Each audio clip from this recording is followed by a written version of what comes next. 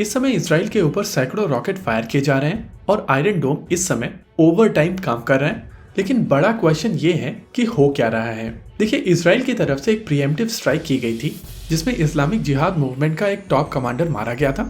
इस ग्रुप को इसराइल में PIJ कहा जाता है, यानी कि फिलिस्तीनियन इस्लामिक जिहाद। इस ऑर्गेनाइजेशन के हेडक्वार्टर्स डेमास्कस में है, यानी कि सीरिया में, और इसको बैक किया जाता है ईरान की तरफ से। इन थ्योरी ये ऑर्गेनाइजेशन सीरियन सॉइल पर टेररिस्ट तैयार करती है जिनको इसराइल के खिलाफ अटैक के लिए यूज किया जाता है, और इसकी पूरी फंडिंग ईरान की तरफ से आती है। PIJ के हमास के साथ में भी काफी ज्यादा स्ट्रॉन्ग कनेक्ट्स हैं और इन दोनों ऑर्गेनाइजेशंस को वेपन से लेकर ट्रेनिंग तक सब कुछ ईरान की तरफ से सप्लाई किया जाता है।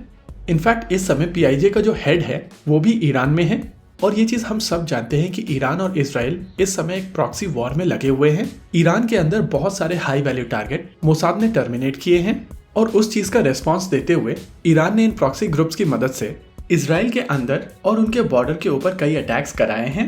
इनफैक्ट कुछ लोगों का मानना है कि साल 2012 में जो इजरायली डिप्लोमैट्स के ऊपर अटैक हुआ था न्यू दिल्ली में, वो भी ईरान ने ही कराया था, जिसमें 4 लोग इंडियन सॉइल पर मारे गए थे। ये जो लेटेस्ट एपिसोड शुरू हुआ है, इसके पीछे कारण है इजरायली डिफेंस फोर्सेस की एयर स्ट्राइक। IDF की तरफ से PIJ के कुछ टारगेट्स को एंगेज किया गया था, और इस एंगेजमेंट के दौरान PIJ के कई हाई वैल्यू टारगेट्स को इजरायली डिफेंस फोर्सेस ने टर्मिनेट कर दिया था, यानी कि एयर स्ट्राइक्स में इनको मार दिया था। लेकिन इजरायली डिफेंस फोर्सेस की इन एयर स्ट्राइक्स में PIJ के 2 सीनियर कमांडर्स को मारा गया है, और इसी को लेकर पूरा बवाल मचा हुआ है। ये सीनियर कमांडर्स थे खालिद मंसूर और तयासर जबारी। अभी आप अपनी स्क्रीन के ऊपर इन दोनों की फोटोग्राफ देख सकते हैं। लेफ्ट साइड में जबारी है और राइट साइड में मंसूर। IDF की तरफ से इस एयर स्ट्राइक में कई और PIJ के लोगों को भी मारा गया है, और उसी के तुरंत बाद PIJ की तरफ से इसराइल के ऊपर रॉकेट से अटैक किया गया है। अगर आप इसराइल के ऑफिशियल वर्ड्स को माने तो उनके ऊपर लगभग 100 से भी ज्यादा रॉकेट्स फायर किए गए हैं।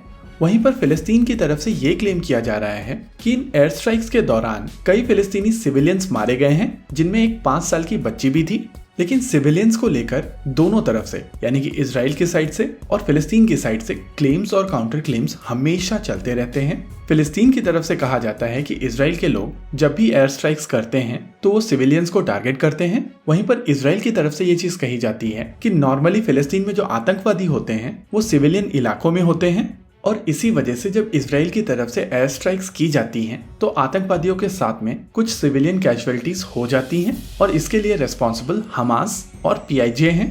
बेसिकली इसराइल के नैरेटिव को अभी आप अपने स्क्रीन के ऊपर इस कार्टून की मदद से देख सकते हैं। दोनों ही पक्ष, यानी कि इसराइल और फिलिस्तीन, सोशल मीडिया का भी सहारा लेते हैं और अपना अपना नैरेटिव प्रोपेगेट करने की कोशिश करते हैं। दोनों तरफ मीडिया प्रोपेगेंडा विंग्स हैं जो नैरेटिव के ऊपर काफी ज्यादा फोकस रखती हैं। फिलहाल के लिए इजिप्ट की मदद से दोनों पक्षों के बीच में एक सीज फायर एस्टैब्लिश कर दिया गया है, और जब तक अगला इंसिडेंस नहीं होता है तब तक दोनों पार्टीज इस सीज फायर का उल्लंघन नहीं करेंगी। इसी के साथ आज के इस वीडियो में रखते हैं केवल इतना ही। वीडियो को अंत तक देखने के लिए धन्यवाद। देखते रहिए कॉन्फ्लिक्ट एक्स।